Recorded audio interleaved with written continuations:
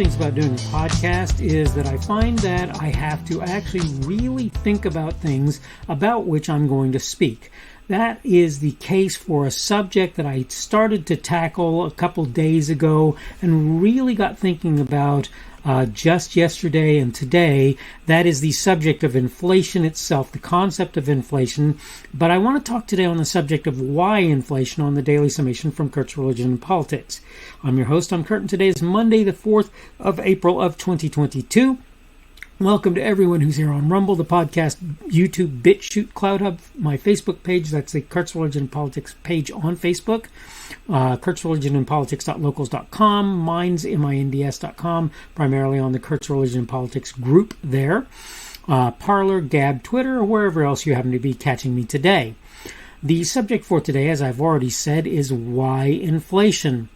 And that I'll get into my notes, and I think you'll sort of see where I'm going.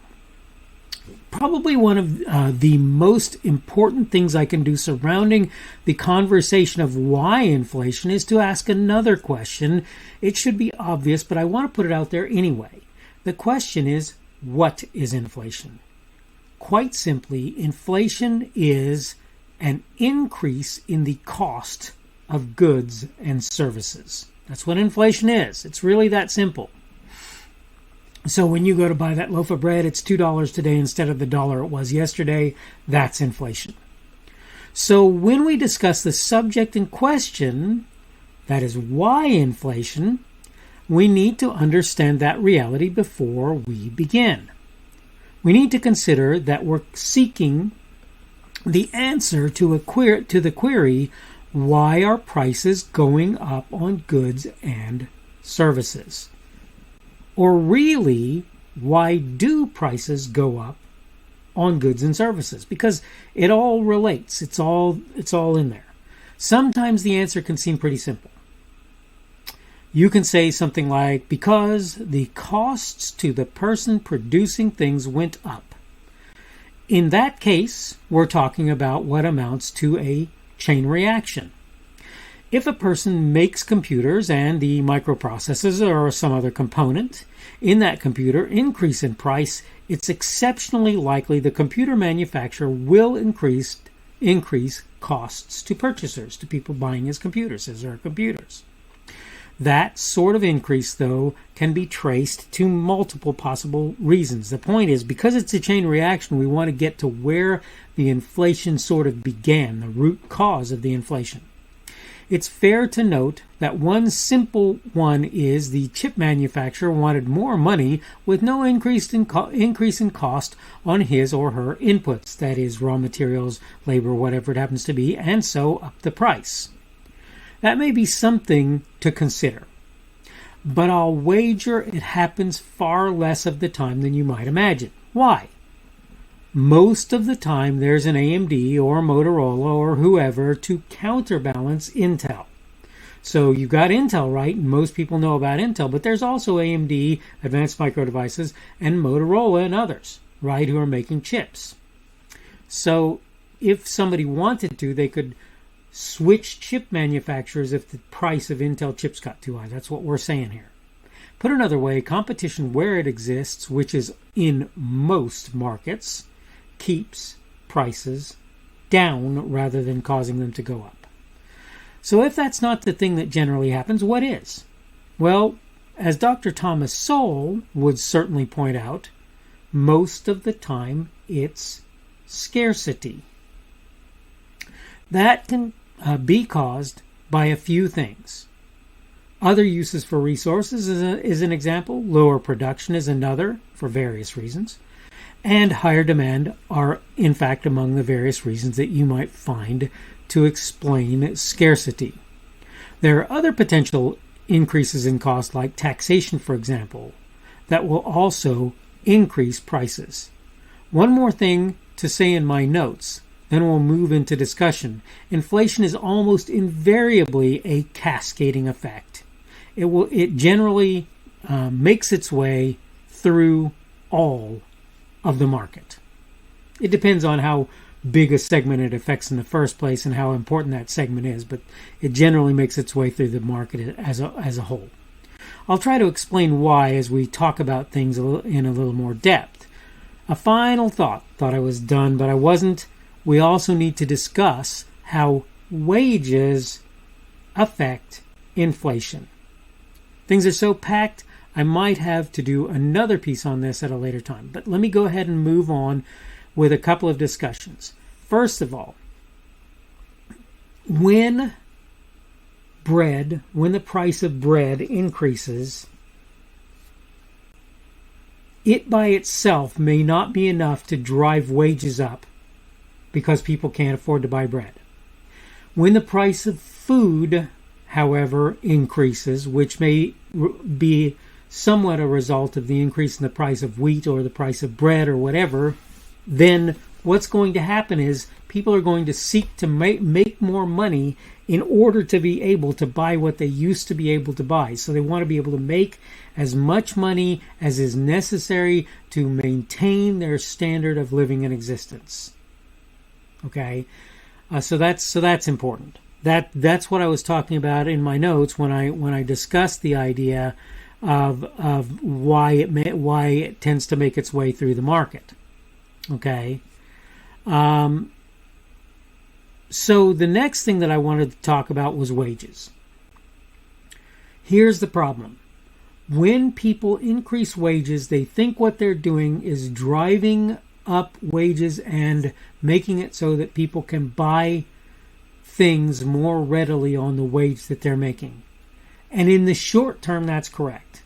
But when you make it so that, for example, you have a minimum wage and that minimum wage was $8 an hour and you gradually increase it to $15 an hour, what's going to happen is those producing things are going to have to increase their wages to their employees, and that's baked into the cost of whatever it is that they're producing. Okay? That's baked into that cost. So you need to understand that when you increase wages from $8 to $15 an hour, first of all, people who are making $15 an hour don't want to be making minimum wage, so they're going to ask for more. Second of all, for multiple reasons, because their standard of living was better than an $8 an hour wage earner was. It isn't that they're selfish so much as that they want to maintain their current standard of living, and that's totally understandable when you think about it. So that's why, as wages go up, so do prices, as a rule. I did talk about the idea. I'm just trying to think whether or not I've discussed the things that I meant to, that I've mentioned out of my notes. As I say, I've already said this, but I want to definitely emphasize it.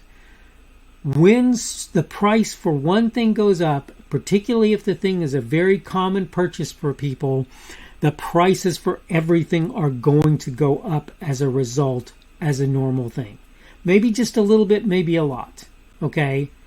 But one thing that I see people failing at is an understanding that when I'm making bread, I have to have wheat, and if I can't buy wheat, I can't make bread, and if I have to pay more to buy my wheat, I have to pass that cost along unless I happen to be making an awful lot for my bread, which typically is not how that works. Okay, most people making bread are on razor-thin margins, and part of the reason that that's true is there are a bunch of people out there making bread, and so they're in competition with a bunch of others, so they cannot drive the prices up unreasonably. People like to argue, well, the gas prices are going up and it's for no apparent reason. No, it's not for no apparent reason. It's because there are concerns about supply of the things used to make gasoline. That's why. Okay? The price didn't go up magically, and it didn't go up because people are greedy like a lot of people would like for you to believe. The thing about inflation that you have to keep in mind is really very simple.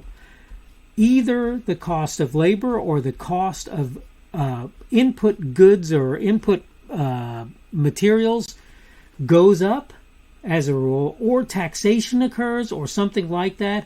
People argue that printing money causes inflation, and there's something to that if the money makes its way into the marketplace, but that's what has to happen. So that can actually be slowed or stopped by people behaving in reasonable ways. I'll just tell you that now. That being said, you can still make an argument for that sort of thing. You can still make an argument for monetizing debt. You can make an argument for that causing an increase in the price of things because there will be more money. The market will be flooded with more money. But the real thing that typically causes that is higher expense when it comes to buying various things. And that can include from outside sources, which of course makes things interesting as well. Okay, yet again, this is a subject that was packed. I tried to take as much time as I could on it, but I've got a limited amount of time that I feel like I can expect people to kind of hang around, and I'm already over that time. That being said, I should go ahead and wrap things up. This has been the Daily Summation from Kurt's Religion and Politics. I'm your host, I'm Kurt, and today is Monday, the 4th of April of 2022. Again, a special day for a particular young lady in my life. My daughter, to be specific, my oldest daughter. But it is the beginning of the work week, and that means tomorrow will be Tuesday, the 5th of April of 2022, obviously. And we'll sort of be moving towards the middle of the week as time goes on. Thank you for everyone who's been here on Rumble, on the podcast, on YouTube, on BitChute, on CloudHub, on my Facebook page. That's the Kurt's Religion and Politics page on Facebook, on kurtzreligionandpolitics.locals.com, on minds.com, on Parler, on minds.com. It would be the Kurt's Religion and Politics group, by the way, on Parler, on Gab, and on Twitter. Again, thanks for coming along today. If you're viewing me on any of those platforms or anywhere else for that matter, subject for today has been why inflation, and tomorrow we're going to talk about pushing democracy, and I want to get into the idea of why I believe people are doing that, and discussing the idea of the fact that they seem to be moving towards socialism or totalitarianism in places where democracy exists, and I think that should maybe give you a clue to what I'm going to say, but in case it doesn't, or even if it does, sort of tune in, and we'll talk about this tomorrow as I get the chance. Hope you're having a good day today. Hope everything is going well for you, and hopefully we will see you again on Tuesday's edition of the Daily Summation from Kurt's Religion and Politics. The speaker on this edition of the Daily Summation is Kurt Schubert. This podcast was created on Monday, the 4th of April of 2022. The Daily Summation is created for Kurt's Religion and Politics. Thanks for watching today's edition of the Daily Summation from Kurt's Religion and Politics. Don't forget to come back tomorrow to check out the next one.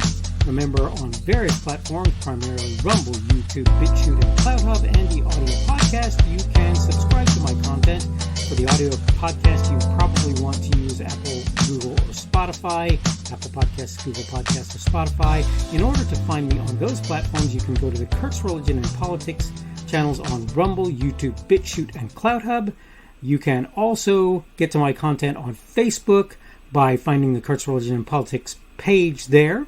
Minds, minds.com, where you will find me at the Kurt's Religion and Politics group.